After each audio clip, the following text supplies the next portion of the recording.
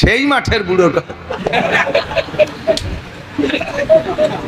অভিনয় সুন্দর হলি মনে হয় যেন বাস্তব, ঠিক না? ওই মাঝখানের বুড়োর জ্বালায় ওয়াজ করতে পারতেছি না।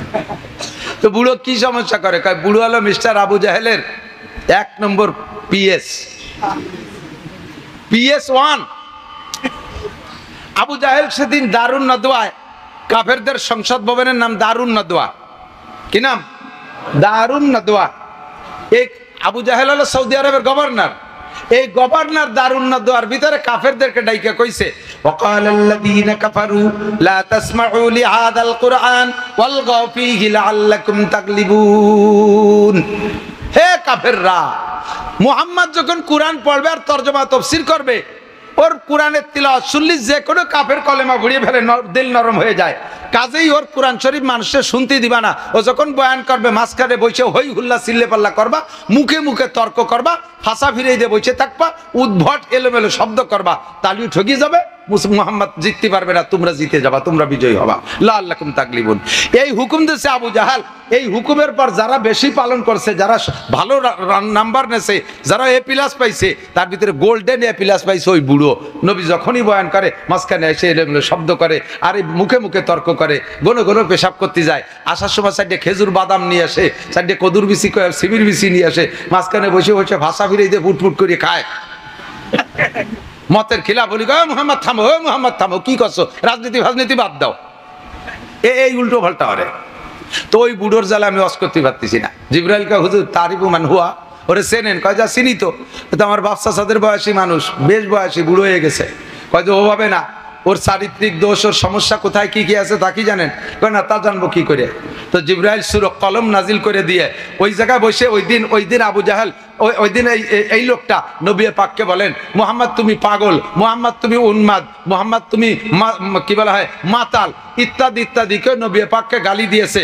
তো আল্লাহ পাক নবীকে সান্ত্বনা দেওয়ার জন্য সূরাটা নাজিল করেছেন। শুরুতে আমার নবীর প্রশংসা একটু পরে বলবো, আর মাঝখানে যে কদ্দুর যাইয়া ওই লোকটা সম্পর্কে আল্লাহ তাআলা জানান দিচ্ছেন নবী আলাইহিস সালামকে। জিবরাইল বলে, হুজুর ওই লোকটার ব্যক্তি জীবনে 9টা দোষ আছে। কয়টা? মুখস্থ করেন, কয়টা? 9টি দোষ আছে। 9টা বলতে গেলে আমার 9 ঘন্টা লাগবে, অধিক যাব না। আমি একটা দিয়ে বলি, সেটি চলে যাবো জায়গা মতো। এই 9টা দোষের ভিতরে কোরআন শরীফের তর্জমা দেখবেন। আমি আয়াতটা বলে দিলাম, 29 নম্বর পারা, 2 নম্বর সূরা, সূরার নাম সূরা কলম। ওর ভিতরে যায় আয়াতটা মনে রাখবেন। আয়াতটা হলো উতুল্লিম বাদা যালিকা জানিম।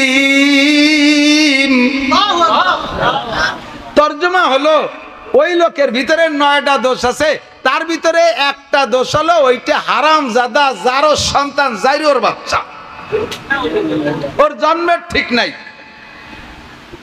যে কয়টা দোষ ভিতরে থাকলে নবীর সাথে বিয়াদবি করা যায়, আলেমের সাথে বিয়াদবি করা যায়, ধর্মের সাথে বিয়াদবি করা যায়, কোরআনের সাথে বিয়াদবি করা যায়, শরীয়তের সাথে বিয়াদবি করা যায়। মসজিদ দেখলে চোখ টাটায়, মাদ্রাসা দেখলে চোখ টাটায়, কোরআন দেখলে চোখ টাটায়, আলেম দেখলে চোখ টাটায়। যে কয়টা দোষ থাকলে তার ভিতরে সেই 9টা দোষ থাকলে এই সমস্ত গুলো খারাপ লাগে। সেই 9টা দোষের ভিতরে 1 নম্বর দোষ, ওই 9টাই ওর মধ্যে আছে। তার ভিতরে 1 নম্বর দোষ হলো ওইটা জারজ সন্তান, হারামজাদা, ওর জন্মের মধ্যে দোষ আছে। শুধু এই একাই নয়, কিয়ামত পর্যন্ত আপনার উম্মতের মধ্যে মুসলমানের ঘরে জন্ম নেবে জারজ সন্তান হারামজাদা। তার সিনার আলামত হলো সে এই সমস্ত জায়গায় তার চোখ টাটাবে। ধর্ম ভালো লাগে না, কোরআন ভালো লাগে না, কোরআনের সংবিধান ভালো লাগে না, আলেম ভালো লাগে না, মসজিদ ভালো লাগবে না, মাদ্রাসা ভালো লাগবে না। মুখে তাদের আমরা বলতে না পারলেও প্রমাণ হবে তোমাকে কোরআনের মাপকাঠিতে মেপে ফেলাইছি, তোমার জন্মের মধ্যে দোষ আছে। কথা বলেন ঠিক কি ঠিক না?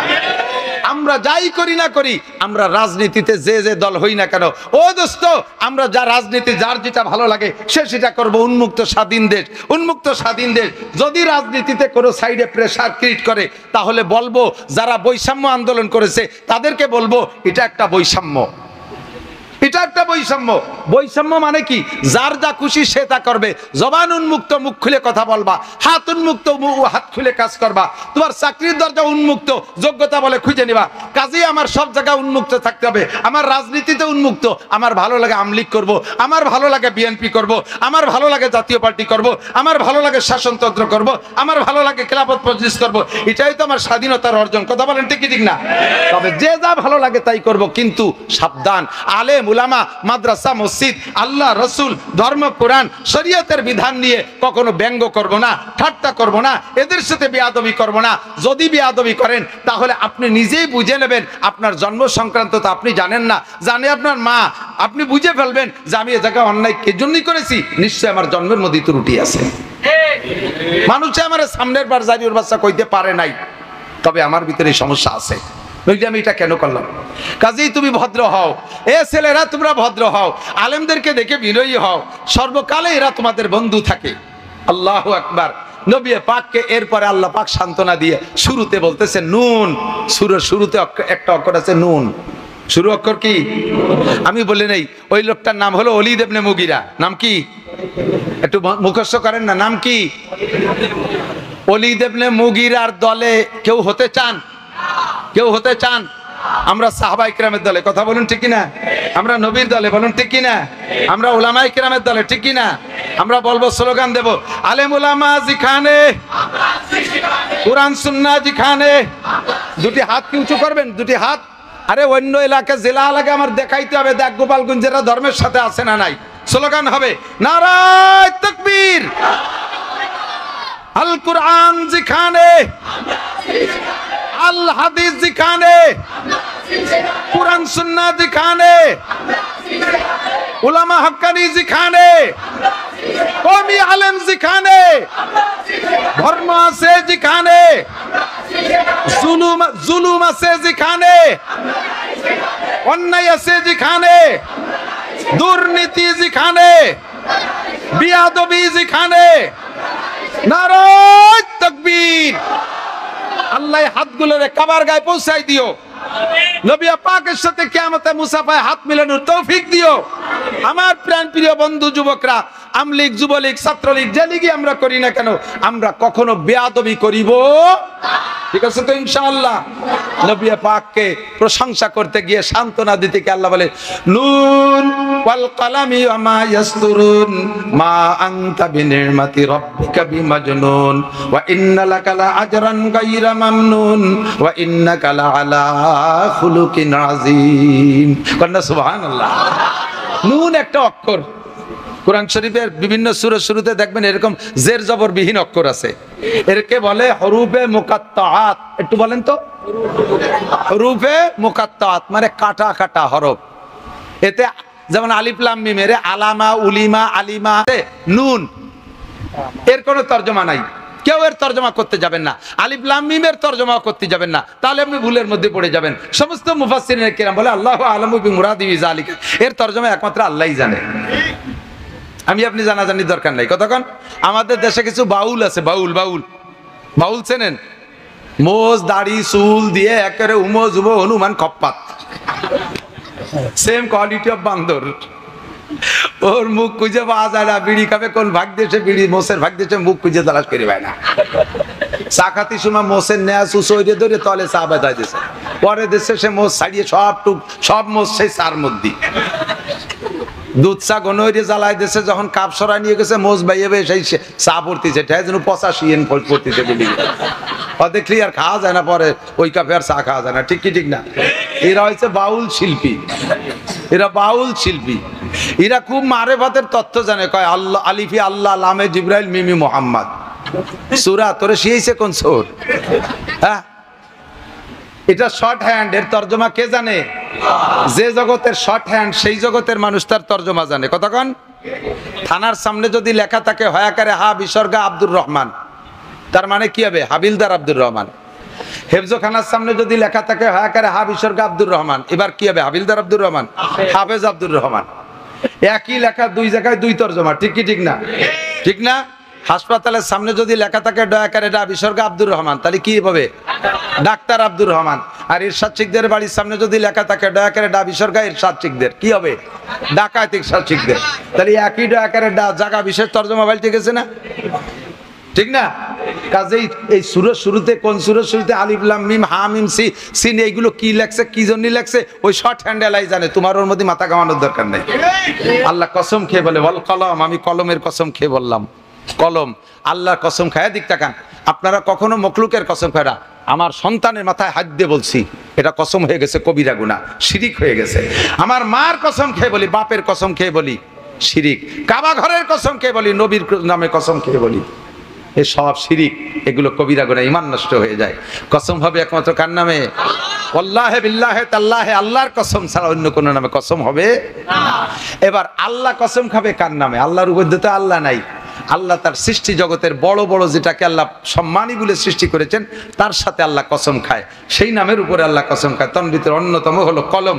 আল্লাহ কয় ওয়াল কলম, আমি কলমের কসম খেয়ে বলি, ওমা ইয়াসতুরুন, আর কলমে যা লেখে এটাও বড় সম্মানী। কলমে কোরআন লেখে, কলমে হাদিস লেখে, কলমে বান্দার তাকদীর লেখে, আল্লাহর লেখা, আল্লাহর কলমে লেখা বড় দামি। আমি সেই লেখার কসম খেয়ে বলি, ওয়াল কলম, নুন ওয়াল কলম ওমা ইয়াসতুরুন মা আনতা বিনিমাতি রাব্বিকা বিমাজনুন। নবী পাককে আল্লাহ পাক সান্তনা দিচ্ছে, হে নবী, ওলীদ ইবনে মুগীরা কি বললো? কে কইলো? এদিক তাকান, আমাদের গোপালগঞ্জে বাংলায় কয় না, কে ডাকলো ফেন দি, সেই জন্য খুঁটি ধরে কান্দি। অ্যাসেম্বলির চেহারা একটু খারাপ হলে তোর দি বেন্দি দেয়া যাচ্ছে। ও লজ্জায় যাইয়ে মেয়ে খুঁটি ধরে কান্দিছে। কান্দিস কে? আমার ফেন্দি কইছে বলে কান্দি। কি ডাকলো ফেন্দি, সেই জন্য কান্দি। আমার নবীরে কাফের, মুশরিক, হিন্দু, বৌদ্ধ, খ্রিস্টান, অমুসলমানরা পেন্দি কইলো, আর তাতে আমার নবীর সম্মান গেল। আমার নবীকে সম্মান দিয়েছেন স্বয়ং আল্লাহ রাব্বুল আলামিন। কথা বলেন ঠিক ঠিক না? মা আনতা বিনিমাতি রাব্বিকা বিমাজনুন, আপনার রবের নিয়ামত, আপনি পাগল নান, আপনি মাতাল নান। মা আনতা বিনিমাতি রাব্বিকা বিমাজনুন ওয়া ইন্না লাকা লা আজরান গায়রা মামনুন, আপনার রবের পক্ষ থেকে অপরিমাণ অপরিসীম নিয়ামত আপনার জন্য প্রতিদান রয়ে গেছে। কোন সুবহানাল্লাহ। সেটা তার ভিতরে এক নম্বর হলো ওয়া ইন্নাকা লা আলা, এদিক জায়গা মতো চলে আসছে ওয়াজের জায়গায়, ওয়া ইন্নাকা লা আলা খুলুকিন আযীম। এখান থেকে আমার শুরু। ধীরস্থির ভাবে নেবেন আর খাবেন আর গেলবেন। রাজি আছেন তো ইনশাআল্লাহ? আপনাকে সর্বোত্তম চরিত্রের অধিকারী বানাইছি। প্রশংসা কে করেছেন? দুনিয়ার আমরা কেউরে প্রশংসা করি, তিনি এমন, তিনি অমন, তিনি অমন, ইত্যাদি ইত্যাদি জীবন ভরে প্রশংসা করছি। যখনই ছুটে গেছে তখনই আর বদনামের শেষ নাই, সব প্রশংসা ধুলায় ধূসারিত হয়ে গেছে। কতক্ষণ ঠিক কি ঠিক না? কিন্তু আমার নবীর প্রশংসা ধুলায় মিটানোর কাহারও ক্ষমতা। যদি কেউ মিটানোর চেষ্টা করে, বেকা চোখে তাকায়, তাহলে বুঝবো সাপ্পারা চশ। সাপ্পারা মানে চামচিয়া। চামচিয়া বেলা দেখতে পারে না, চামচিয়া বেলা দেখতে পারে না। এই জন্য কি বেলা খারাপ? দিনের বেলা চামচিয়া উঠতে দেখেন নাকি? রাত্রি কি বাড়াবারে ভারত হরুত করে উড়ে বেড়ায়। দিনের বেলা যদি কোনো জায়গায় ছুটি একটা আসে, এখানে যে গাপটি মেরে পড়ে, ওখানে যে গাপটি মেরে, কিছু সহি দেয় না, ঠিক না? সূর্যকে সহ্য করতে পারে না চামচিয়া আর সুসো। সূর্য সহ্য, সুসোর আর দিনই বেরোয় না, চামচিয়ার দিনই বেরোয় না, ওরা রাত্রে টিপ মারে।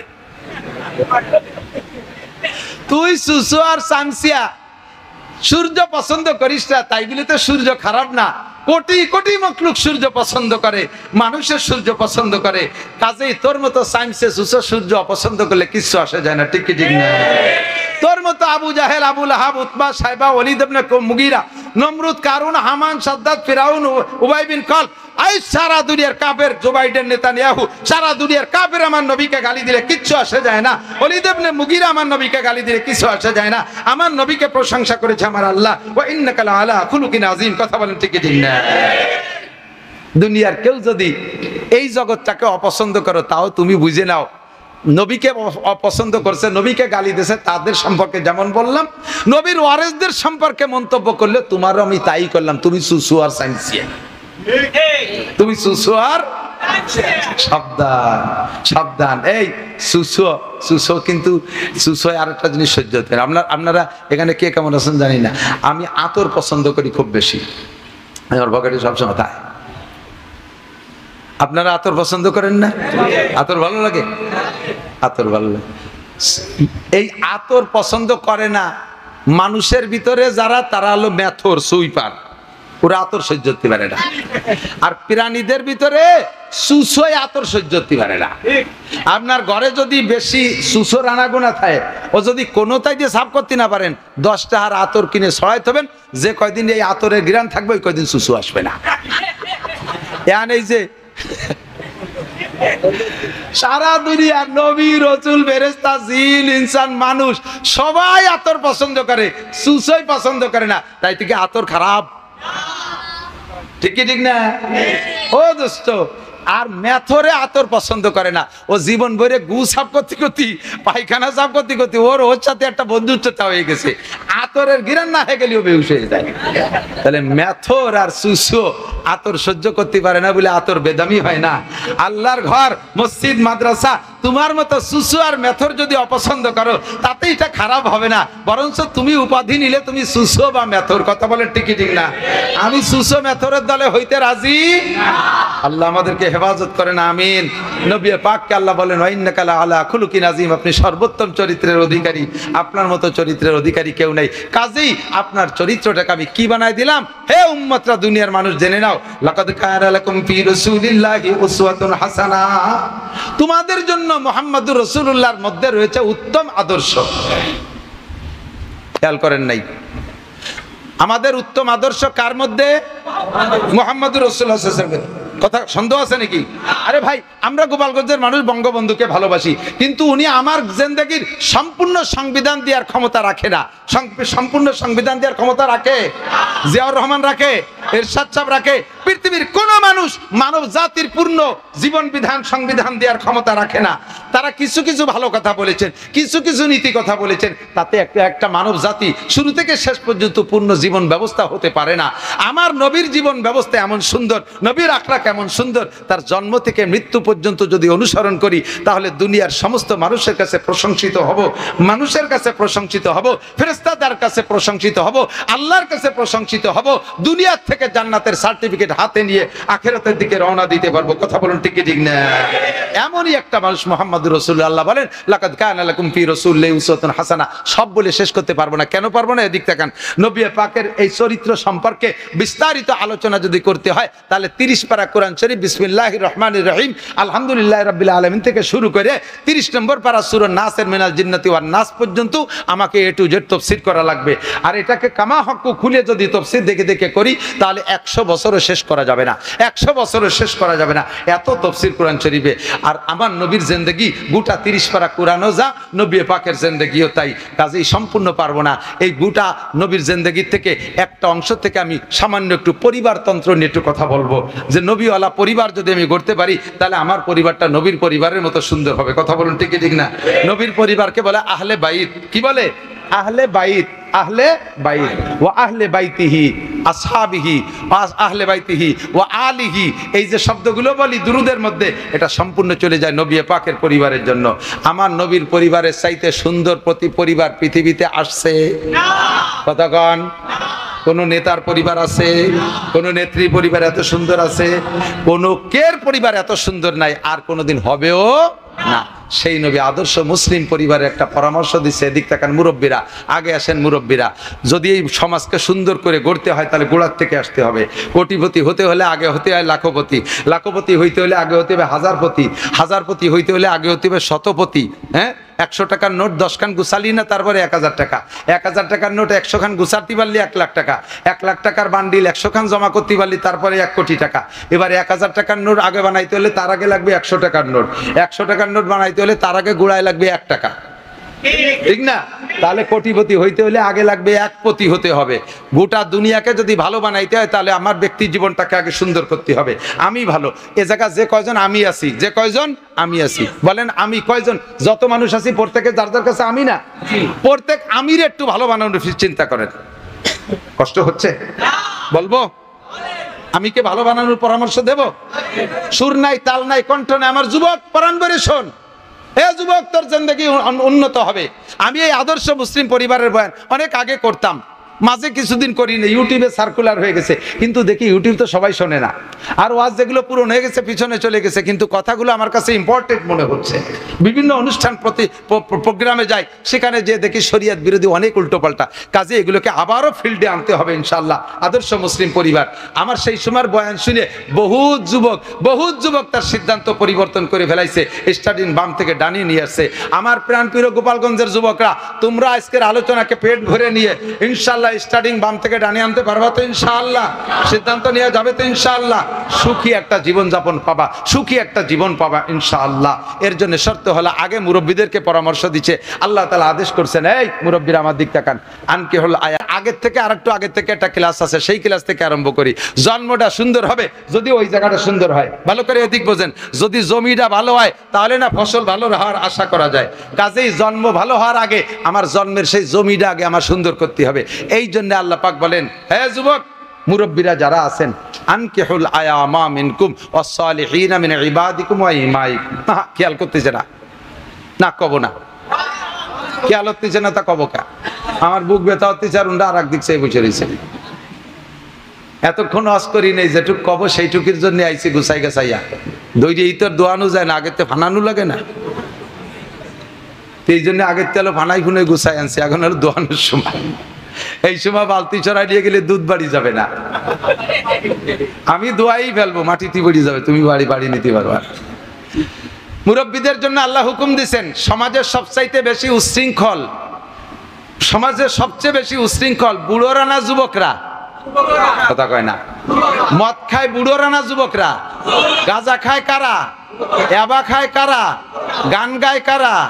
গান শোনে কারা? ফেসবুকের ল্যাংটা ছবি দেখে কারা? জারি যাত্রা, কড়সা, গাজীরঘাট, গুণযাত্রা, আড্ডা করে কারা? কারা করে? কন না কেন? যুবকরা। ঠিক কি ঠিক না? অপহরণ করে কারা? ধর্ষণ করে কারা? ইফটিজিং করে কারা? মুরগি চুরি করে কারা? ধন্যবাদ, যুবকরা নিজেরাই সাক্ষী দিছে। এই বুড়ো কইছো, তোকে বাড়ি কোন বুড়ো করে কা? সেই বুড়োরে আগে ধরি। এবার এই যুবকদের উদ্দেশ্যে আল্লাহ পাক বলেন, মুরব্বীদেরকে অর্ডার দিচ্ছেন, এই মুরব্বীরা, আনকিহুল আয়ামা মিনকুম ওয়াস-সালিহিনা মিন ইবাদিকুম ওয়া ইমাইকুম। তোমার পরিবারের যুবক, অ্যাডাল্ট, সাবালেক যত ছেলেরা আছে, যুবকরা আছে, এদেরকে বিয়ে দিয়ে দাও, এদেরকে বিয়ে দিয়ে দাও। যুবতী মেয়ে যারা আছে তাদেরকে বিয়ে দিয়ে দাও, যারা অ্যাডাল্ট হয়েছে, সাবালিকা হয়েছে, বিয়ে দিয়ে দাও। মেয়েরা কয় আমরাও তো চাইতেছি, বাপরা কয় যে আমরাও তো চাইতেছি যে বিয়েগুলো হয়ে যাক, কিন্তু মেয়েকে বিয়ে হয় হোক, কিন্তু 16, 18, 20 বছরের ছেলেকে বিয়ে দিতে করছেন, সে করিয়ে খাবে কি? কামাই নাই, রোজগার নাই, আরো একদিন ছিল আমাকে নিজেকে ক্ষমতা এক কায়দা ঠেলি ঠুলি গাছ জোর হলেও চাকরি নিয়েছেন, বৈষম্যর নাম কইয়ে তো আমাকে কেটি ধরে বাড়ি ফেটাই দিচ্ছে। এমন এইগুলোরে বিয়ে দিতে করছেন, ওটারও আমার খাওয়াতে বউ খাওয়াতে, আর 8-9 মাস জাতি না জাতিতে টপাটপ প্রোডাকশন শুরু হয়ে যাবে না, শেষে সে এতগুলো ফালবো কি এরিয়া? এই হাসি হবে না, তা তালি হবে না, বুঝে নিতে হবে। হ্যাঁ ভাই, রুজির মালিক কে? আমাদের চাকরি ছুটোই দেশে, সারা বাংলাদেশের থেকে গোবালিরা যাই চাপ হয়ে যাচ্ছে, তাতে তো আমরা এই মাস দেড়েক না খেয়ে মরি যাচ্ছি। হ্যাঁ, চেহারা কি বাড়ি খারাপ হয়ে গেছে নাকি? স্বাস্থ্য খারাপ হয়ে গেছে? আমাদের তত্ত্বাবধায়ক সরকার, অন্তর্বর্তীকালীন সরকার আমাদেরকে খাওয়াবে না, বিগত সরকার আমাদেরকে খাওয়ায় নাই, যার দুনিয়ার মানুষ একটু অছিলা হতে পারে। খাওয়ায় কে? পড়ায় কে? বাঁচায় কে? ওমা মিন দাব্বাতিন ফিল আরদি ইল্লা আলাল্লাহি রিজকুহা। প্রত্যেকটা প্রাণীর রুজির জিম্মাদারি কার হাতে? আল্লাহ পাক তাই বলেন, বিয়ে দিয়ে দাও। চাকরি বাকরি আর এস্টাবলিশ হইয়া, স্বনির্ভর হইয়া তারপরে বিয়ে করবে, এই অপেক্ষা করো না।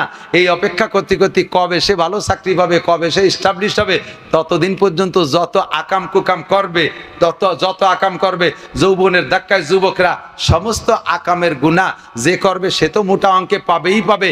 তার ফ্যামিলির মুরব্বীরা যারা তার বিয়ে ঠেয়ায় রাখছে, তার এস্টাবলিশটা করে বিয়ে দেবে না বলে ধাক্কায় বাধায় রাখছে, অথচ ছেলেটা বিয়ে করতে চায়, ওই ছেলেটা যত অন্যায় করবে সম্পূর্ণ গুনাহ তার আব্বার আমলনামায় জমা হবে। কাজে তাইলে খাবে কি রে, তা করলেন না? আল্লাহ পাক নিজেই বলেন, আমি বলি না, ইয়া কোনো ফোকারা, যদি তুমি বিয়ে দিচ্ছ না যে ভয়ে, অভাবের ভয়ে, সেই ছেলেরা বা তুমি যদি অভাবী হও, ফকির হও, ফকিরের জমা ফোকারা, যদি তারা ফকির হয়, আল্লাহ নিজেই বলছেন বিয়ে দিয়ে দে, বিয়ে দিয়ে দে, তাড়াতাড়ি বিয়ে করায় দে। ইউগনিহিমুল্লাহু মিন ফাদলিহি, বিয়ের পরে আল্লাহ তাআলা তাদেরকে ধনী বানায়া দেবে। ওয়াদা কার? আল্লাহ মাসে একবার ওয়াদা খিলাফ করে? বছরে একবার ওয়াদা খিলাফ করে? কোনদিন ওয়াদা খিলাফ করে? আমার আল্লাহ কইলে ধনী বানায় দেবে, তুমি কোন চিন্তায়? কাতালি হা ঠিক আছে বিয়ে দেব, আল্লাহ দেয় কি না দেয় এই জন্যই বিয়ে দেওয়ার সময় ছেলের শ্বশুরের কাছ থেকে 2 লাখ টাকা কন্ট্রাক্ট নিয়ে নেই যৌতুকের হিসাবে। আস্তাগফিরুল্লাহ, কন্যা আস্তাগফিরুল্লাহ। এ যুবক, বিয়ে সংক্রান্ত আসতে দাও, কথা বলো। তাহলে বিয়ে করার জন্য হুকুম করছেন কে? আল্লাহ। বিয়ে দিয়ে দাও। এবার বিয়ে সংক্রান্ত কথা, বিয়ে করবা কোন জায়গা? নবী পাক সাল্লাল্লাহু আলাইহি সাল্লাম বলেন, মেয়ে দেখে বিয়ে করো, মেয়ে দেখে বিয়ে করো। দেখবে কে?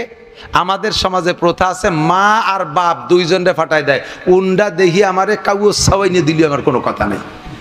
আগে তো মা বাপের প্রতি আস্থা ভালো আছে বলে কাউস সাইনে দিলিও কোনো অভিযোগ নাই। যখন আইনিয়ে দেশে বাড়ি 2 দিন পরে তারপরে দেখা যায় চোখ টেরা, নাক ফেটা, কালা, চেহারা ভালো না, সেদিন মেকআপ করে আনছিল, ওই পার্লারেতে সাজাই নিয়ে দেশে রং উঠে গেছে বোর, এই কয়ে যে তারপরে জ্ঞান শুরু করবা। এই জন্য আল্লাহর হুকুম, নবীর হুকুম, বিয়ে করার জন্য বাপরে দে মেয়ে দেখাবি না। বিয়ে করার জন্য মা দেখলে দেখতে পারে মহিলা মানুষ, তো বাপরে দে বিয়ে দেখাবি, মেয়ে দেখাবি না, আর কেউ রে দে দেখাবি না। তোর বিয়ের মেয়েটা তুই চোখ দিয়ে দেখে নিবি। বিয়ের আগে ছেলেকে বিয়ে মেয়ে দেখা সুন্নাত। হুজুর অর্ডার করেছেন, হে মক্কা থেকে যারা মদিনা হিজরত করে আসো, তোমরা আনসারি মেয়েদেরকে বিয়ে করতে যাচ্ছ, আনসারি মেয়েদেরকে দেখে নিও, ওদের কিন্তু চোখ একটু গোলা হয়, তাদের চোখ একটু গুলা হয়। তোমরা মক্কিরা চোখ কালা, এরা চোখ গুলা, শেষে তোমাদের জ্ঞানজাম হবে, একটু দেখে শুনে নিয়ে নিও। এই জন্য দেখার অনুমতি আছে। দেখবে ছেলে পাঠাই দিয়েছে দুলোবাইরে, দুলোবাই দেখিয়ে আসবে। দুলোবাই তোমার জন্য মাইয়ে দেখতে যাইয়ে চয়েস করে ফেলাইছে, মাইয়ে তো হ্যান্ডসাম একেবারে প্রিয়াঙ্কা চোপড়া, আর দুলোবাই বানাইছে তুমি ওইটারে যেই বুন্ডা দিয়ে, সেই বুন্ডা তো ইন্টারন্যাশনাল হাফসি, রুমসা কালা, দাইপু কালা। তো তোমার জন্য বউটা দেখে চয়েস করে আইছে, আইসে তোমার যা কর দরকার কইয়া দেরি করিস না, নিয়ে আয়। তোমারে বিয়ে দিয়ে আনার পরে এরপরের থেকে তোমারে বিদেশে পাঠানোর জন্য তোমার দুলোভাই খুব ব্যস্ত হয়ে গেছে। টাকা নাই, পয়সা নাই, জমি 1 বিঘে বেচিয়ে দুলোভাই শালার বেটা শালা সহ পাঠাই দিচ্ছে বিদেশ। কেন? সহযোগিতা করবা।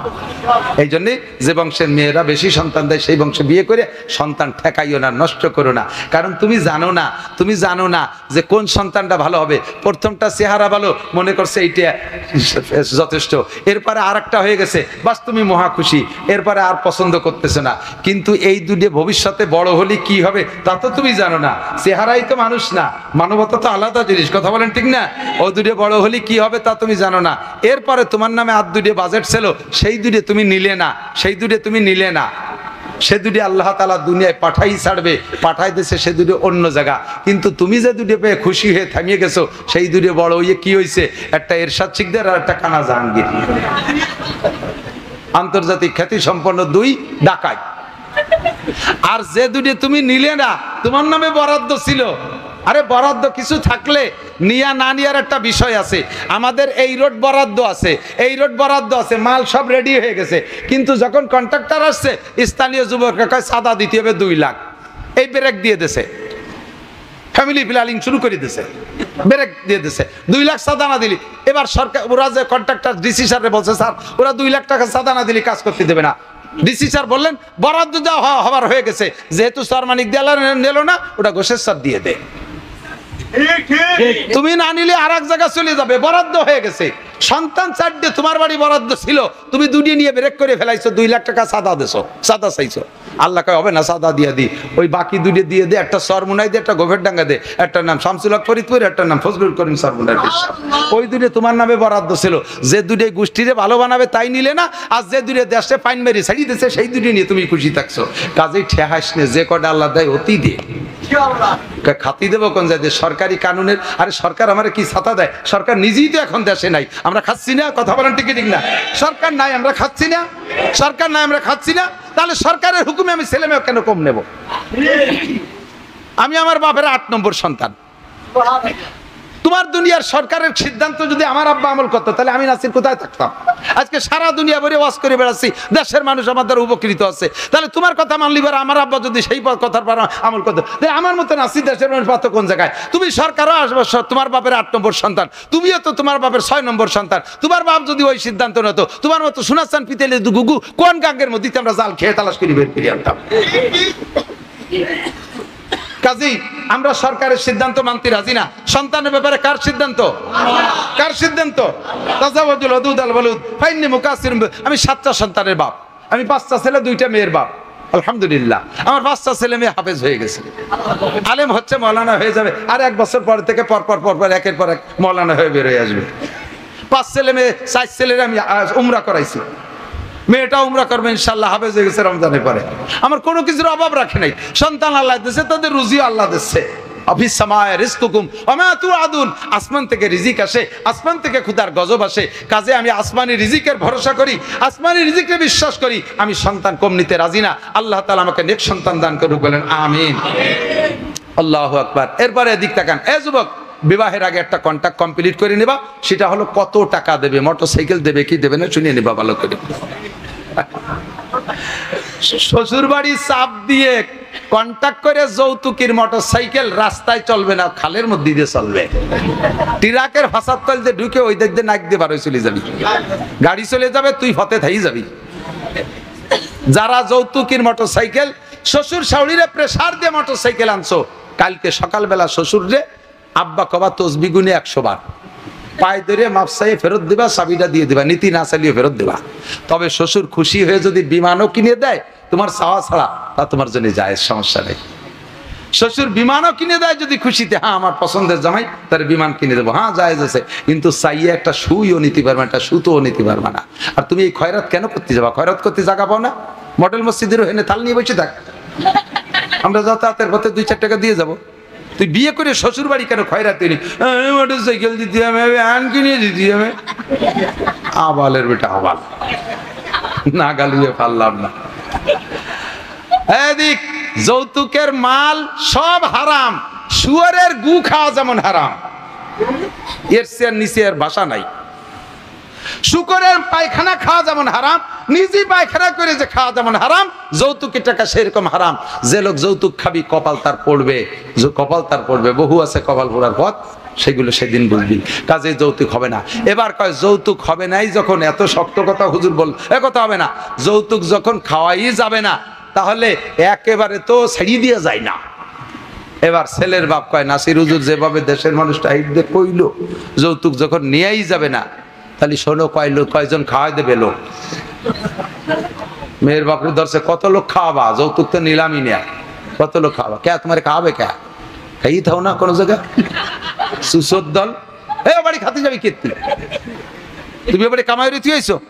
ও বেটা মাইয়ে জন্ম দিয়ে অন্যায় করছে, সে 16-18 বছর পর্যন্ত মেয়েটারে লালন পালন করে, লক্ষ লক্ষ টাকা দিয়ে লালন পালন করে মেয়েটারে কলিজা ছিঁড়ে যাচ্ছে, তোমার বাড়ি যেদিন বিদায় দেয়, সে শোকাক্রান্ত মেয়ের বিদায়তে, তারপরে আবার তার কাছ থেকে তুমি এভাবে লুটে বুটে খাইয়ে আসবা, বাপের বসে খাইয়ে থাও না কোনোদিন। বিয়ে সংক্রান্ত মেয়ের বাড়ি কোনো খানা হবে না, বিয়ে সংক্রান্ত খানা সব ছেলের বাড়ি, বিয়ে সংক্রান্ত খানা সব ছেলের বাড়ি। বরযাত্রী কন্ট্যাক্ট করে যাওয়া হারাম, বরযাত্রী কন্ট্যাক্ট করে যাওয়া হারাম। যদি মেয়ের বাপ স্বেচ্ছায় বলে বিয়েই আমি কার কাছে মেয়েটা দিচ্ছি, আমার একটা আত্মতৃপ্তি আছে, আপনি চেয়ারম্যান সাহেবকে, মৌলানা সাহেবকে, হাফেজ সেকেন্দার সাহেবকে একটু নিয়ে আসবেন, স্থানীয় 2-5 জন মুরব্বী নিয়ে এসেন, কমপক্ষে 10টা লোক নিয়ে এসেন, অথবা 20 জন মানুষ নিয়ে এসেন, আমি তাদের হাতে আমার মেয়েটাকে একটু গুছিয়ে দেবো, আমার একটা আত্মতৃপ্তি থাকবে। এইভাবে যদি তিনি বলে, আর সাথে বলেও দেয় যে আমার বাড়ি কিন্তু একক তো খাইতে হবে, ওনাদের মেহমানদারি, তাহলে 20 জন নিয়ে যাবেন, তাহলে খাইবেন। নইলে যদি খাওয়ার দাওয়াত না দিয়ে মুখস্থ খালি কয় 20 জন নিয়ে আসবেন, তাহলে 20 জন নিয়ে যাবেন ঠিক, কিন্তু এই 20 জন বাড়ি খাবে না। আপনারা কয় বাবা এটা খেজুর কিনে নিয়ে যাবেন, মসজিদের মধ্যে বিয়ে হবে, খেজুর ছিটাই দেবেন, উন্ডা কুড়োই বুড়োই খাইয়ে হতে এক কলের তেটু পানি খেয়ে বাড়ি চলে আসবে, ও বাড়ির কলের পানিও খাতে পারবেন না।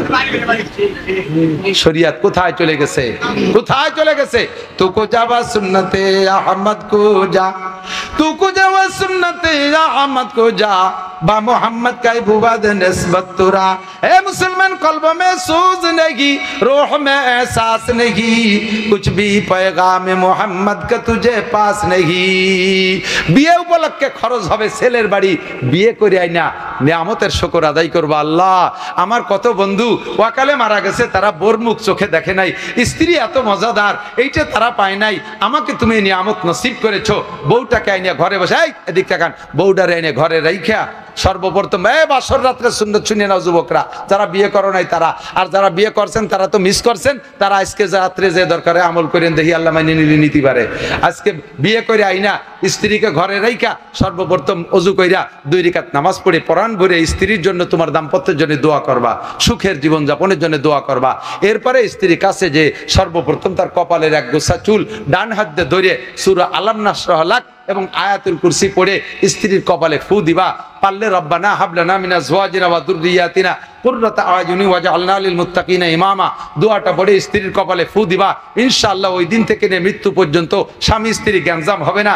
এই সুন্নতটার পর আমল করবা, এরপরে স্ত্রীর সাথে দাম্পত্য জীবনের জীবনযাপন তুমি করতে থাকবা, কোনো সমস্যা নাই। আর আল্লাহ স্ত্রীর সাথে কখনো তুই তুই করে কথা বলা যাবে না। স্ত্রীকে তুমি শব্দ বলবেন। আমাদের বাংলাদেশে যেহেতু ভাষার প্রশস্ততা আছে, অন্যান্য দেশে ছোট বড় সবই তুই।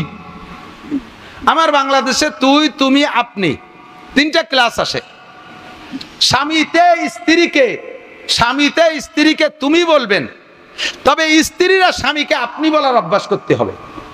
কারণ যদি কখনো তর্কাতর্কি একটু গ্যাঞ্জাম লাগে, তখন আপনি থেকে তুই পর্যন্ত আসতে 2টা ক্লাস পার হওয়া লাগে। রাগ হইয়া প্রথম আপনি থেকে তুমিতে আসলে ভারী একটা হিট করে না, যখন তুইতে চলে যায় সেই সময় স্বামীর সেন্টিমেন্ট ঠিক থাকে না, এরপরে ওজিফা শুরু করে দেয়, ঠিক না? তাহলে আপনি যদি বলার অভ্যাস থাকে, তাহলে তুইতে জাতি 2টা ক্লাস পার হওয়া লাগে, তুমির পরে তুই। আর যদি তুমি বলার অভ্যাস থাকে, তাহলে 1 ক্লাসের পরেই তুই, আর এরপরে যা খুশি তাই মারামারি লেগে যায়। এগুলো সব আদর্শ। 10 বছরের উপরে গেলে কেউ কেকের পাশে শুইতে দেবেন না। শয়তানকে চেনেন না, শয়তান ঢুকে অ্যাক্সিডেন্ট ঘটায় দেবে। বলা গেল না, সবকিছু বুঝে নিতে হবে, শয়তান অ্যাক্সিডেন্ট ঘটায় দেবে। এই জন্য বিশ্বনবী বলেছেন 10 বছরের পরে গেলে বিছানা ফাররিকুহুম বাইনা মাদাজিহিম, বিছানা আলাদা করে দাও। ফাইদা বালাগা, যখন বালেগ হবে ফাল ইউজাবিজহু, বিয়ে দিয়ে দাও। ফাইন বালাগা, যদি বালেগ হইছে ওয়ালাম ইউজাবিজহা, আর আব্বা মায় মেয়েকে ছেলেকে বিয়ে দেয় নাই, ফা আসাবা ইসমান, ওই সন্তানে অন্যায় করেছে, ফাইসমুহু আলা আবিহি, সম্পূর্ণ গুনাহ আব্বার আমলনামায় জমা হয়ে যাবে। প্রাথমিকভাবে আদর্শ মুসলিম পরিবার গড়ার জন্য যে কয়টা কথা পরামর্শে বলছি, আল্লাহ তাআলা আমাদেরকে আমল করার তৌফিক দান করুন, আমিন। এই কথাগুলোর পর আমল করতে পারলেই সমাজটা মোটামুটি গড়ে উঠবে। আমার যুবকরা সিদ্ধান্ত নেও তো, বিবাহ সংক্রান্ত যে কথাগুলো বলছি, কে কে আমল করার জন্য নিয়ত করেছো? ইনশাআল্লাহ কে কে আমল করেছো? যৌতুক নিবা না, ভালো মেয়ে দেখে বিবাহ করবা, মুরব্বীদের পরামর্শ অনুযায়ী বিয়ে করবা। ওই একা একা যে কোর্টে বিয়ে করো না, তাহলে কিন্তু তোমার মাইয়েরও ওইরকম আরবিটারা নিয়ে কোর্টে নিয়ে বিয়ে করবে। এই জন্য সতর্ক থাকতে হবে। আল্লাহ তাআলা আমাদের বুড়োরা আতুর রয়েছে, উন্ডা বলে আবার বিয়ে করবে সুন্নত মতো। ওরে আল্লাহু আকবার, মাশাআল্লাহ। মানে বয়ান শুনতে একটা জজবা হয়ে গেছে। আমি তাহলে আমি আবার আমল করব না। আপনারা বুড়ো কালে ঝামেলা করতে যাইেন না, চাষির সাথে গ্যাঞ্জাম বাঁধাইেন না। আপনারা মোটামুটি নিজেদের ছেলে মেয়েকে সুন্দরভাবে পরিবেশ পরিচালনা করেন। আর পারতেছি না, কষ্ট হয়ে গেছে, বেঁচে থাকলে আবার হবে ইনশাআল্লাহ। এখন এই সব কথাগুলোর পর আমল করার জন্য একটা ক্লাস আছে, ওই ক্লাসটার নাম দাওয়াত ও তাবলীগ। ক্লাসের নাম কি? তাবলীগ। আগামী বৃহস্পতিবারে মার্কাজে যাবেন, ওখান থেকে 3 দিন আল্লাহ রাস্তায় সময় লাগাবেন। সুযোগ পেলে চিল্লা দেবেন, 1 চিল্লা 3 চিল্লা। এই কথাগুলোর পর আমল করা সহজ হয়ে যাবে। আল্লাহুম্মা সাল্লি আলা মুহাম্মদ। ভাইজান দোয়া করুন। আল্লাহুম্মা সাল্লি আলা মুহাম্মদ। দোয়া করব। اللهم صل على محمد وعلى آل سيدنا محمد وبارك وسلم. اللهم صل على محمد وعلى آل سيدنا محمد وبارك وسلم. পাক্কা 2 ঘন্টা 2 মিনিট ওয়াজ করছি, এর বড়ি দরিয়া। اللهم صل على محمد. الحمد لله رب العالمين والصلاة والسلام على سيد الأنبياء والمرسلين. ربنا ظلمنا أنفسنا وإن لم تغفر لنا وترحمنا لنكونن من الخاسرين. ربنا فاغفر لنا ذنوبنا وكفر عنا سيئاتنا وتوفنا مع الأبرار. আয় মেহেরবান আল্লাহ, আমাদের জীবনের সব গুনাহ খাতা maaf করে দেন। আমাদের আব্বা মা, দাদা দাদি, নানা নানি, শ্বশুর শাশুড়ি, আত্মীয় স্বজন, পাড়া প্রতিবেশী, বন্ধু বান্ধব, উস্তাদ শাগরেদ, পীর মুর্শিদ, ছাত্র ছাত্র ভাই কর্মজীবনের বন্ধু সাথী যারা বনে জঙ্গলে কবরে শুয়ে আছে সকলের গুনাহ খাতা মাফ করে দেন, সকলের কবর আযাব এক্ষুনি বন্ধ করে দেন। এই এলাকায় যত কবরবাসী কবরে শুয়ে আছে সবাইকে মাফ করে দেন।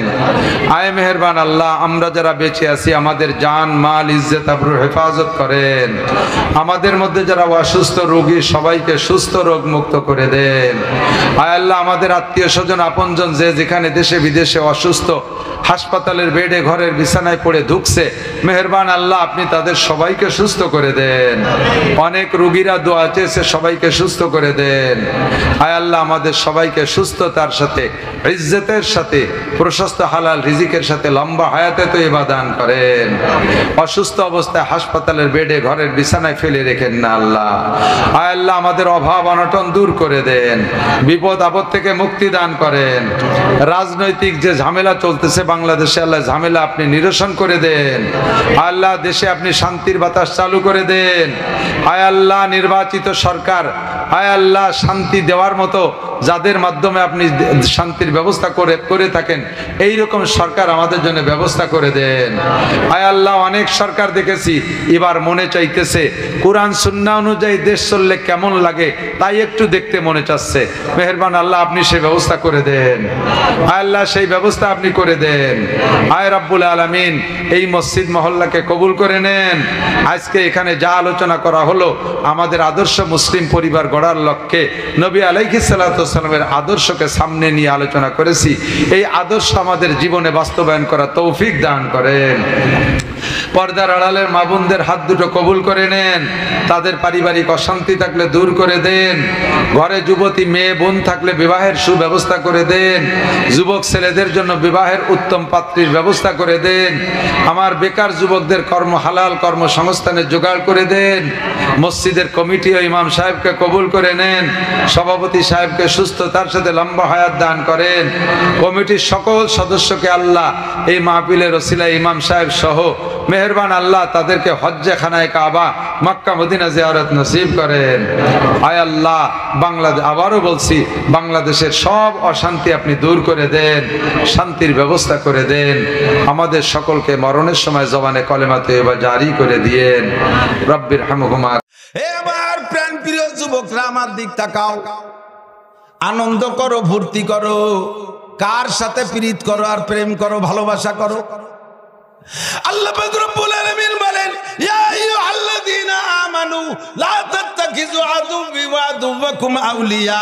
এরপরে নাম ধরে কয়, লা তাত্তাখিযুল ইয়াহুদা ওয়ান নাসারা আউলিয়া বাদুহুম আউলিয়াউ বাদ ওয়া মান ইয়াতাওয়াল্লাকুম মিনকুম ফাইন্নাহু মিনহুম ইন্নাল্লাহা লা ইয়াহদিল কওমাল কাফিরিন। হে আমার বাঙালি যুবকরা, আমলিক করিস, বিএনপি করিস, জামাত করিস, জাতীয় পার্টি করিস, বাবার দরবারে যাস, খাজার দরবারে যাস, আর যাই করিস না কেন, এখন বুঝার সময় আসছে, বুঝার সময় আসছে।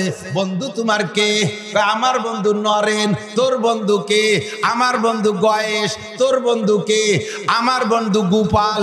এই গোপাল নরেন আর পরেশের সাথে পিরিত করিস, ওরা তোরে পিরিত করে ডেকে নিয়ে তাদের দরবারে নিয়ে যায়। জীবনে কোনোদিন তাদের সাথে ভালোবাসা কইরা তার একটারে মসজিদে আনতে পারিস না, একটারে ঈদগায় নিতে পারিস না, একটারে তবলিগে নিতে পারিস না, একটারও ডাক দে তোর সাথে জিহাদে আসবে না। খবর তো তোরা আমাদের চাইতে ভালো শুনিস, খবর তো শুনতেছিস। ফিলিস্তিন আর ইসরায়েলের যুদ্ধে দেখ, আমাদের মুসলিমরা, আমাদের মুসলিম নেতারা ভাবতেছে কি করবেন। আর আমেরিকান ইহুদিরা তারা ভাবে নাই। সারা পৃথিবীর নাটের গুরু তারা, সব জায়গায় সিদ্ধান্ত দেয়, সভাপতি কলায় তারা। একটু ভাবনা চিন্তা করলো না। ইসরায়েলের উপরে যখন ফিলিস্তিন আক্রমণ করছে, সাথে সাথে সবচাইতে বড় নৌবহর যুদ্ধাস্ত্র সহ পাঠায় দেশে, তা পৌঁছে যাচ্ছে। বাড়ির ধারে আমাকে দাদা বাবুরা আমাকে সাথে এত বিরিত, ও পাশে পাকিস্তান, এ পাশে বাংলাদেশ, দুই পাকিস্তান দুই পাশে। এখন না এটা বাংলাদেশ হয়েছে, একসময় তো দুই পাকিস্তান। ভারত 30 কোটির উপরে মুসলমান। বিশ্বের শ্রেষ্ঠ ধর্মীয় প্রতিষ্ঠান বড় বড় গুলো ভারতে, দারুল উলুম দেওবন্দ সহ লক্ষ লক্ষ উলামায়ে কিরামের বসবাস। সেই ভারতের মোদি সাথে সাথে সেই দিন শনিবারেই ইসরায়েলের সাথে একাত্মতা ঘোষণা দেয়। তোমার পিরিত কার সাথে? তোমার ভালোবাসা কার সাথে? মুসলমান তুমি এখনো কানে পানি যায় না। আল্লাহ কালা তাত্তাকিযু আদুবি ওয়া আদুওয়াকুম আউলিয়া, আমার শত্রু আর তোদের শত্রু যারা, তাদের সাথে বন্ধুত্বতা করবি না, পিরিত মোটে তাদের সাথে না। আমাদেরকে যদি এখন বিশ্ব নবী ডাক দেয়, আমাদের যদি বিশ্ব নবী এখন ডাক দেয়, নবী তো এখন বেঁচে নাই, নবীর পক্ষ থেকে ওয়ারাসারা যদি ডাক দেয়, ওরে আফগান ফিলিস্তিনে যাইতে হবে, বাইতুল মুকাদ্দাসকে স্বাধীন করতে হবে, প্রস্তুত আছেন মুসলমান?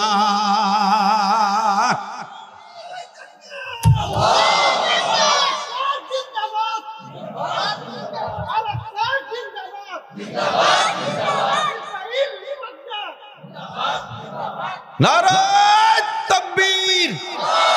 বিশ্বের মুসলিম, বিশ্বের মুসলিম, আল্লাহ রাসূলের শত্রুরা, ইহুদিদের দালালরা, ইহুদিদের চেলারা, ইসরায়েলের চেলারা, আমেরিকার চেলারা, বিশ্বের মুসলিম, নারায়ে তাকবীর। পারি না কিছু, ওই তাকবীরটা তো দিতে পারি। এর আওয়াজের মধ্যে কিরপিন বানাচ্ছেন নাকি? ও আসছে কতজন, আমি একটু আসতে করি। তোমারে জেহাদে ডাকলি, ঘরের মধ্যে শুয়ে তসবিহ টিপানে, আওয়াজ চুপ দেব, তার মধ্যে কৃপণতা করবো না। কতক্ষণ এটুকু কাজে লেগে যেতে পারে। ইব্রাহিম আলাইহিস সালামকে পোড়ানোর জন্য নমরুদ কত বড় অগ্নিকুণ্ড তৈরি করছে। বাবুল শহরের যত কাফের ছিল, সমস্ত কাফেরকে 1 মাস অর্ডার ছিল বাধ্যতামূলক, এখানে নাম লেখাইয়া হাজিরে দিয়ে 1 মণ করে শাল কাঠ অথবা লোহা কাঠ, তুই যে জায়গাতে পারিস জোগাড় করে দিয়ে যাবি। সাবালেক যারা ছিল, প্রত্যেক সাবালেক নারী আর পুরুষ ডেলি 1 মণ শাল কাঠ অথবা লোহা কাঠ, নর্মাল কোনো কাঠ দিলে হবে না, কারণ কাঠ শক্ত হলে আগুনও শক্ত হয়। শাল কাঠ লোহা কাঠ 1 মাস পর্যন্ত এক শহরের মানুষ শাল লোহা কাঠ জমা করছে। কি পরিমাণ কাঠ হয়েছে? 1 সপ্তাহ পর্যন্ত তেল মারিয়ে ফুঙ্কার দিয়ে আগুন জ্বালাইছে, আগুন 2 মাইল উপরে উঠে গেছে, ভিতরে ধুমো ধুমো কালো জাহান্নামের আগুনের রূপ তার আগুনের ভিতরে। এই আগুন দুনিয়ার কোন ফায়ার সার্ভিস দিয়ে নিবানো সম্ভব? ব্যাঙ্গে যাইয়ে কয় কি, আল্লাহ আমার তো সহ্য হচ্ছে না, আমি কি করব, আমি কি নিবেই দেব এই আগুন? আল্লাহ কয় তোর কাছে দমকল আছে, ফায়ার সার্ভিস আছে, তোর কাছে কি আছে? কয় যা আছে আমি চেষ্টা তো করতে পারি।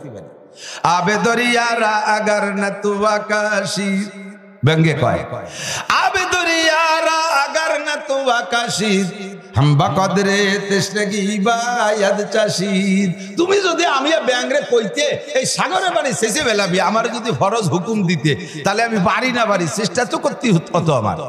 আমি ব্যাট ভরে সাগরেতে খাইয়ে উপরে এসে ঢেলি দেবো, এইভাবে তো চেষ্টা করবো। তাই বিশাল আগুন আমি নিভাতে পারবো না, তা আমিও জানি। আমি চেষ্টা কি করতে পারবো? ইব্রাহিমের পক্ষে আমি চেষ্টা করতে পারবো না?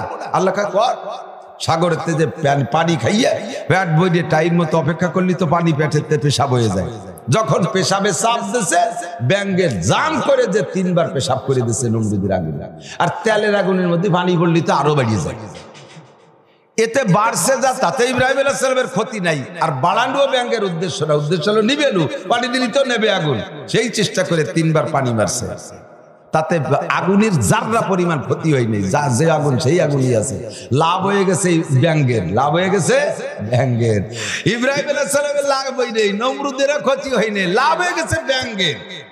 তোরে 3টে পুরস্কার দিলাম। কয়টা? ব্যাঙ্গরে আল্লাহ 3টে পুরস্কার দিয়েছে। 1 নম্বর পুরস্কার, তোর পেশাবে কোনোদিন কম পড়বে না, তোর পেশাবে কোনোদিন অভাব হবে না। রাত্রি 8টা দিলি পারা অনেক সময় ব্যাঙ্গের গায়ে লাথি লাগে না, পেশাব করে দেয়, দেখছেন না? এই পেশাব এক রাত্রি ব্যাঙ্গের গায়ে যদি 100 বারও লাথি লাগে, 100 বার পেশাব করবে, মাঝে ওর পানি খেয়ে আসা লাগে না। এরপরেও পেশাব পাই কোন জায়গা? ওর চাইতে পেশাবের ওজন বেশি হয়ে যাবে। তোর পেশাবে কোনোদিন কম পড়বে না, বরকত দিয়ে দিলাম 1 পুরস্কার। 2 নম্বরে আশরাফুল মাখলুকাত, মানব জাতি সৃষ্টি শ্রেষ্ঠ, তাদের পেশাবও না পাক, কিন্তু তোর পেশাবরে আমি পাক ঘোষণা দিলাম। ওই ব্যাঙ্গের পেশাব গায়ে লাগলে, কাপড়ই লাগলে, ওই অবস্থায় নামাজ পড়বেন না, কাপড় পাল্টানো লাগবে না। দাম বাড়ছে কার? কি এর শেষে একটু পেশাব করে দিয়েছে, তাতে আগুনের কোনো ক্ষতি হয়নি, ইব্রাহিমের কোনো উপকার হয়নি, লাভ হচ্ছে সব ব্যাঙ্গের। 3 নম্বর পুরস্কার, তোর জীবনের এত মূল্যায়ন করে দিলাম আমি।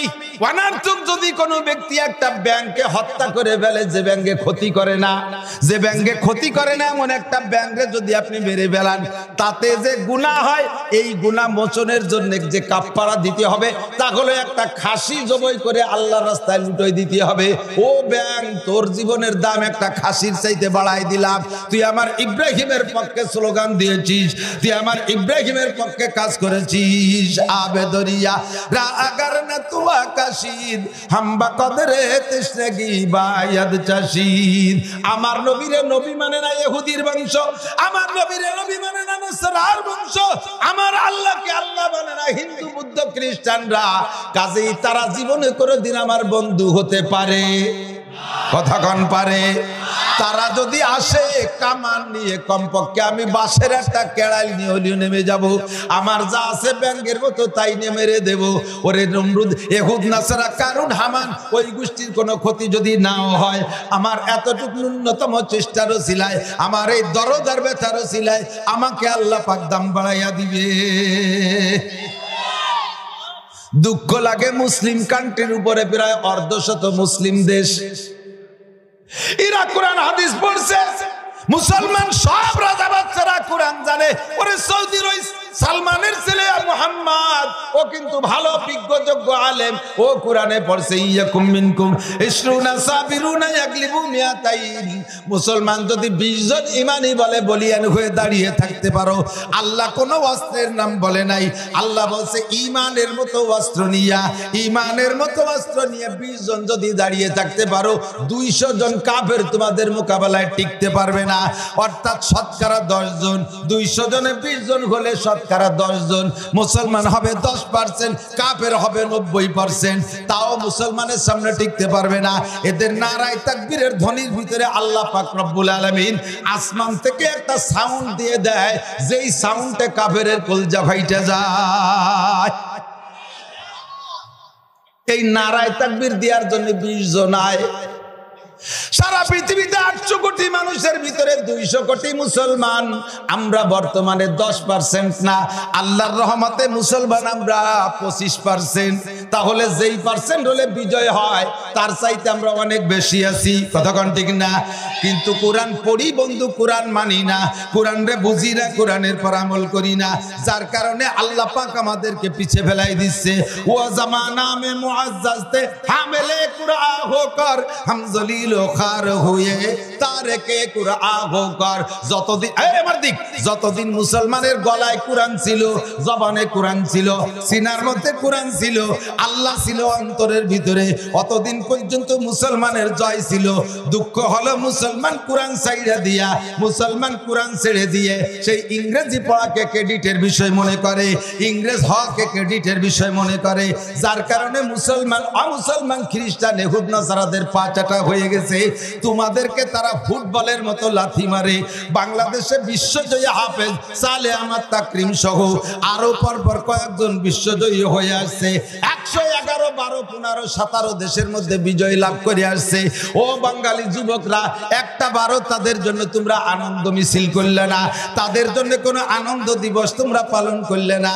আর তোমাদের যাইয়া কেউরা যদি একটু বিদেশেতে খেলে টেলে আসে, তুমি তোমার দেশের কেউ খেলুক আর না খেলুক, সেই ইহুদির বাচ্চারা কাতার আইসা জয় হয়ে গেছে, তাদের নামে বাংলাদেশে 1 কিলোমিটার 1.5 কিলোমিটার পতাকা মারাও, 1 কিলোমিটার 1.5 কিলোমিটার পতাকা বানাও, বাপের জমি বেচে পতাকাটা নাও, বাপ বিটা গন্ডগোল করো, এদের জন্য হেরে গেলে তুমি আত্মহত্যা পর্যন্ত করো। আয় তুই মরে আয়, তোর জন্য জাহান্নামের দরজা একেবারে 7টাই উন্মুক্ত খোলা রাখা। হিন্দুরা আমাদেরকে মারে, বুদ্ধরা আমাদেরকে মারে, আল কুফরু মিল্লাতুন ওয়াহিদা, সারা দুনিয়ার কাফের মিলে একই কাফের। হিন্দুরা আলাদা ধর্ম, বুদ্ধরা আলাদা ধর্ম, ইহুদি আলাদা ধর্ম, নাসারা আলাদা ধর্ম, ফারপার ডিফারেন্স। আল্লাহর কোরআনে কয় কালাতিল ইহুদু লাইসাতিন নাসারা আলা শাই ওয়া কালাতিন নাসারা লাইসাতিল ইহুদু আলা শাই। ইহুদিরা কয় নাসারা কোনো জাতি না, নাসারারা কয় তোরা মুনিশির গন্ধ নাই তোকে গায়। 2 দল মিলে হিন্দুকে কয় ঠাউরকে লাগে কোন সাগে, 3 দল মিলে বুদ্ধকে কয় তোরা পয়দা হইছিস কি জন্য। চারি দলের ভিতরে ঝামেলা, যখন গন্ডগোল লাগে তখন চার দল মিলে এক দল হয়, মার খালি মুসলমান, মার মার ফিলিস্তিনের মুসলমান, মার আফগানের মুসলমান, মার ইরাকের মুসলমান। এবার বাঙালি মুসলমানরা ঈমানকে মজবুত করো, ইসলামকে সামনে রাখো, কোরআনকে আবার গলায় ঝুলাও, পতাকার মাথায় কোরআন ঝুলাও, ঝুলাও পতাকার মাথায় কোরআন।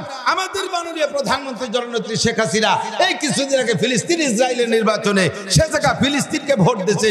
ওনার বক্তব্য মুসলমান জীবন ভরে ফিলিস্তিনের সাথে থাকবে। কথা কন, বাংলাদেশ জীবন ভরে মুসলমানের সাথে থাকবে। কাজেই আমাদের নেত্রী যেহেতু আছে, এ জায়গা আমাদের স্লোগান দিতে কমপক্ষে আপাতত যে ভয় ভয় তা তো নাই। উনিও আমাদের মুজাহিদ, উনিও জিহাদে আছে। তো মুসলমান টিকে থাকার জন্য ক্যান্টনমেন্ট লাগে, সৈনিকদের জন্য কি লাগে? ক্যান্টনমেন্ট লাগে না? তো ক্যান্টনমেন্ট, মুসলমানদের ক্যান্টনমেন্ট কি? মসজিদ আর মাদ্রাসা। মসজিদ আর কোন জায়গা জড়ো হই নাই, দুইটা জায়গা আমরা জড়ো হই, মসজিদ মাদ্রাসায় চলে আসছি। জুমার দিন মসজিদে যাই, দুইটা আমাদের ক্যান্টনমেন্ট, উলাইকা হিজবুল্লাহ। আর আপনাদের নাম রাখছে আল্লাহ হিজবুল্লাহ। ওই লেবাননের দলের নাম কি? হিজবুল্লাহ। লেবাননের সৈনিকদের নাম কি? হিজবুল্লাহ। আর সারা পৃথিবীর মুসলমানদের নাম আল্লাহ রেখেছে হিজবুল্লাহ। হিজবুল মানে সৈনিক, আল্লাহ মানে আল্লাহ, মানে আল্লাহর সৈনিক। আমরা সবাই আল্লাহর সৈনিক। সুবহানাল্লাহ। আল্লাহ আমাদের উপাধি দিয়েছে, মজবুত থাকতে রাজি আছেন না ইনশাআল্লাহ? যুবকরা যদি এখনই ডাক দেওয়া হয় যে ভারতের ভিতর দিয়ে রাস্তা খুলে দেওয়া হয়েছে, পাকিস্তানের ভিতর দিয়ে চলে যাওয়া যাবে ফিলিস্তিন, রাজি আছেন কোন কোন যুবক? রেডি? দেখছেন এই যে 80 বছরের যুবক রেডি, সব যুবক হয়ে গেছে আল্লাহর রহমতে। বুড়োকে ভিতরে নতুন গরম এসে গেছে, ঠিক না? আপনারা ইমানদার বলেন আলহামদুলিল্লাহ। ফাঁকে ফাঁকে মনের ভিতরে জ্বালা ব্যথা, এই কয়দিন এই ফিলিস্তিনের যুদ্ধ দেখে ভিতরে জ্বালা বা অন্যান্য কথার মধ্যে পট করে তার একটা ডুয়ে পড়ে, না কইতে পারলে ভালো লাগে না। আল্লাহ, এই যুদ্ধ যদি বাংলাদেশে হইতো, কাফেররা যদি বাংলাদেশের পর আসতো আক্রমণ করতে, আমরা কি বসে থাকতাম? সবাই মুজাহিদ হতাম কি না? জেহাদের অঙ্গীকার করবো না ইনশাআল্লাহ? তো আমরা ওখানে যেতে পারতেছি না। এই জায়গায় বসে দৈনন্দিন নামাজের পরে যে মোনাজাত চুপ করেন, ওর ভিতরে একটা বার বলেন, আল্লাহ বাইতুল মুকাদ্দাসকে তুমি ফাতাহ করে দাও। বলেন আমিন। বাইতুল মুকাদ্দাসকে স্বাধীন করে দাও, ফিলিস্তিনকে স্বাধীন করে দাও, গাজা উপত্যকাকে মুসলমানদের জন্য স্বাধীন করে দাও, ইহুদিদেরকে হিদায়াত দাও। বলেন আমিন। ইসরায়েলিকে হিদায়াত দাও। হিদায়াত মঞ্জুর না থাকলে তাদেরকে ধ্বংস করে দাও। আগে কিন্তু হিদায়াতের দোয়া করছি, ঠিক আছে না?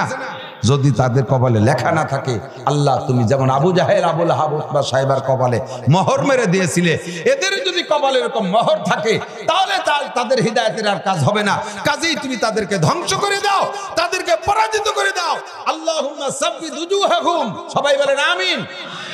বারবার আমিন বলবেন। আল্লাহ তাদের চেহারা কালো করে দাও। আল্লাহুম্মা খালিফ বাইনা কালিমাতিহিম। তাদের ভিতরে জোট করার জন্য যে কথা, এর মধ্যে ইখতিলাফ, মতানৈক্য সৃষ্টি করে দাও। আল্লাহুম্মা খারিব বুনিয়ানাহুম। তাদের ভিত্তি মূলত পাটন করে দাও। আল্লাহুম্মা জালজিল আকতামাহুম। তাদের পায়ের নিচে জমিকে ভূমিকম্প দিয়ে তছনছ করে দাও। আল্লাহুম্মা শাত্তিত শামলাহুম। তাদের জোট ভেঙে দাও। জোরে বলেন আমিন। আল্লাহুম্মা খুযহুম।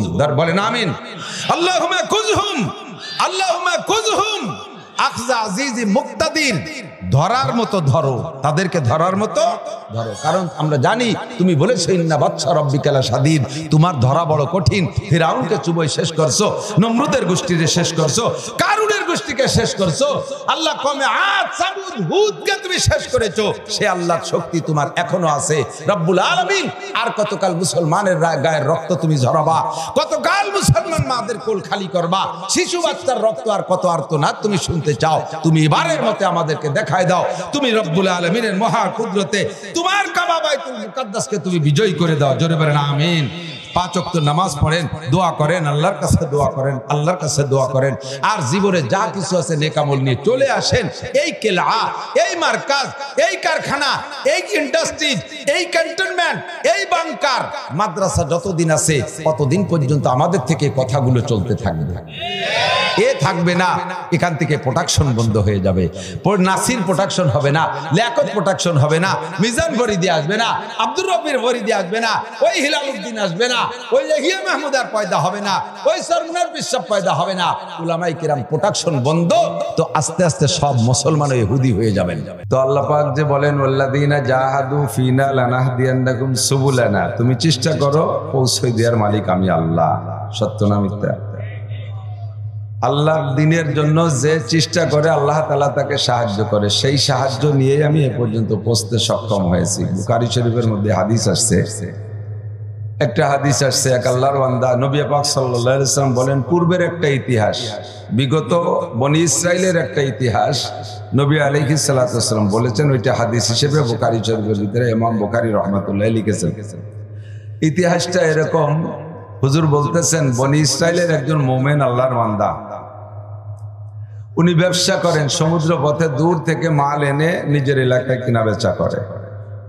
তো ভদ্রলোক মালের খবর শুনলেন যে মার্কেট থেকে, যেখান থেকে যে বাজার থেকে মাল কেনে, ওই মাল এই বর্তমানে একটু দাম কম সে এলাকায়।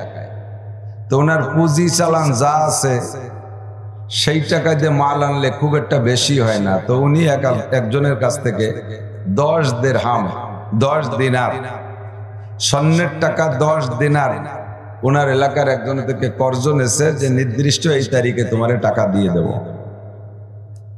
আমি জাহাজ পথে, সমুদ্র পথে জাহাজে যাইতেছি, মাল নিয়ে এসে তোমাকে টাকা দিয়ে দেব। তো কর্জ করে নিয়ে ওই ভদ্রলোক চলে গেছে, মালও কিনছে, জাহাজে উঠে টাইম মতো রওনা দিছে, যে টাইমে রওনা করলে উনি সময় মতো এসে নাকি টাকা দিতে পারবে, সেই টাইম হিসাব করেই রওনা দিছে জাহাজেও। জাহাজ সাগরের ভিতরে কত দূর আসলে ঝড় ছাড়ছে, তুমুল ঝড়, ঝড়ে এই জাহাজকে ওখান থেকে অন্য দিক নিয়ে চলে গেছে, বহু পথ, আরো কয়েকদিনের পথ পিছে নিয়ে চলে গেছে, যাইয়া সাগরের পাড়ে কোন এক জায়গায় চরের পর ঠেকছে। এখন ওই লোকটা জাহাজে যতদূর, ঝড়ে যতদূর জাহাজ নিয়ে গেছে, সেখান থেকে সে জায়গা যাইতে যাইতে ওনার বাড়ি এসে পৌঁছে টাকা দেওয়ার তারিখ সেই জায়গা থাকতে হয়ে গেছে। লোকটা ইমানদার, জীবনেও কোনোদিন ওয়াদা খিলাফ করে না, বিশেষ করে লেনদেনে। হুজুর বলতেছিলেন না ওয়াদা খিলাফের ওয়াজ, আমি শুনছি তো। আল কারিমু ইজা ওয়াদা ওয়াফা, আল কারিমু ইজা ওয়াদা ওয়াফা, ভালো মানুষকে, আল্লাহ ওয়ালাকে, ভদ্রকে সমাজের ভিতরে আমরা লক্ষ্য করি, নামাজ পড়ে, রোজা রাখে, হজ করে, যাকাত দেয়, হাজি সাহেব, গাজী সাহেব, তবলিগের আমির সাহেব, সব ভালো, পীরের মুরিদ সাহেব, সব কিছু ভালো, কিন্তু লেনদেনে ভালো না, লেনদেনে ভালো না। এই লোকটা সমাজে কিন্তু দাম ধরে রাখতে পারবে না, সকলের কাছে সমালোচিত হয়ে যাবে। অন্যান্য দোষ আছে অনেক, কিন্তু লেনদেন ভালো। অন্যান্য অনেক দোষ আছে, অনেক দোষ, সেগুলো আর বলতে চাচ্ছি না, অনেক দোষ আছে, কিন্তু লোকটা লেনদেনে ভালো। দেখবেন যে এই লোকটারে যে কেউ টাকা দেয়, যে কেউ সাথে সে লেনদেন করতে পারে। তো কারিমু ওয়াদা ওয়াফা, ভালো লোক, সম্মানী লোক ওই ব্যক্তি যে ওয়াদা করে পূরণ করে। উনি এই কারামত আর এই কারিম সম্মানিত নিয়ে এ পর্যন্ত চলে আসছে, আজকে ওনার ওয়াদা খিলাফ হয়ে যাচ্ছে, লোকটা বড় দুঃখিত, বড় দুঃখিত। তো এখন সাগরের যে জায়গা যাইয়া জাহাজ ঠেকছে চরের পর, ও জায়গা থেকে বাড়ি আসতে সেই তারিখ পার হইও 5-7 দিন বেশি লেগে যাবে। এখন উনি কি করবেন, একটা বাঁশ নেছে, বাঁশ, এই যে বাঁশ না, সারা দুনিয়ার বাঁশেরই গিরি আছে এবং মাঝখানে ফাঁকা আছে। উনি একটা বাঁশ নিয়ে, কয়েক হাত লম্বা একটা বাঁশ পাইছে, তাই নিয়ে একটা ফাঁপের, একটা 2 গিরের মাঝখানে যে গ্যাপ, এই গ্যাপরে ফুটো কইরা ওর মধ্যে 10 দিনার ঢুকই দিয়া, ওই ফুটো যেটুক কাটছে ওইটুক লাগাই দিয়ে সুন্দর করে ওনার সাধ্য অনুযায়ী লেমিনেটিং কইরা সাগরের মধ্যে ছাইড়ে দিছে। ছেড়ে দিয়ে কয়, আল্লাহ, আমি আমার ওয়াদা মতো তারিখ মতো টাকা দিলাম, আমি ওয়াদা খিলাফ করতে চাই না, পৌঁছানোর মালিক তুমি, আমার চেষ্টা আমি করলাম, পৌঁছানোর মালিক তুমি। পাওনাদার লোকটা ওই তারিখে ঘাটে আইসা, সাগরের পাড়ে আইসা এই পাওনাদারের কাছে, দিনাদারের কাছে টাকা নেবে বিদায় অপেক্ষা করতেছে, সাগরের দিক তাকায়, এই জাহাজ আসবে, এই নেবো, এই জাহাজ আসবে, এই টাকা নিয়ে যাব। ওদিকে জাহাজ তো আসবে 1 সপ্তাহ পরে। তে লোকটা ঘাটে এসে দেখ, সহিহ বুখারীর রিওয়ায়াত, এর মধ্যে কোনো ফালতু গল্প না। নবী যাহা বলেছে আমি তার তরজমা, লম্বা হাদিস বিদায় রিডিং বলতে পারছি না। তো লোকটা ঘাটে এসে দেখে সাগরের মধ্যে দিয়ে জাহাজ আসতেছে। কন্যা সুবহানাল্লাহ। তো জাহাজ সাগরের ভিতরে, আপনারা গেছেন নাকি সাগর পাড়ে আমি জানি না, সাগরের পাড়ে যে দেখবেন পদ্মা নদী তো দেখেন, কিনারে যেই জাহাজটা যেই যে লঞ্চটা যতটুকু দেখা যায়, ভিতরে চলে গেলে ছোট দেখা যায় না? সাগরের ভিতরে দূরের জাহাজ তো ছোট দেখা যায়, আর যত কিনারে আসবে তত জাহাজের মূল বডি ওপেন হবে আর বোঝা যাবে যে ছোট না বড়, কটটুক বড়। কিন্তু এই জাহাজটা সাগরের ভিতরে বড় জাহাজ দেখা যাচ্ছে, আর যত কাছে আসছে তত জাহাজটা ছোট হচ্ছে, জাহাজটা কাছে আসতেছে আর ছোট হচ্ছে। এই লোকটা হতভম্ব, আল্লাহ জীবন ভরে জাহাজের এক ভাব দেখি, ভিতরে থাকতে বড় দেখি, কাছে ছোট দেখি, কাছে আসলে বড়, আর আজকের জাহাজটা দূরই বড় আর কাছে আসে আর ছোট হয়। ঘটনা কি? কি জেন টেন নাকি? এখন জাদু না কি জেন মেন কি হবে আল্লাহ জানে। তারপর অপেক্ষা করতে করতে দেখে যে আসতেছে, আসতে আসতে আসতে আসতে জাহাজটা ওনার পায়ের কাছে এসে দাঁড়াইছে এখন বাঁশ। জাহাজ কি? বাঁশ। এখন লোকটা নিজে নিজে লজ্জিত, বুঝেই উঠতে পারতেছে না এই কোন জাদু, আমি তো কোনোদিন দেখিনি। এখন বাঁশ যখন আসলো, চিন্তা করতেছে বাঁশ নেব কি নেব না। তো পানির ভিতরে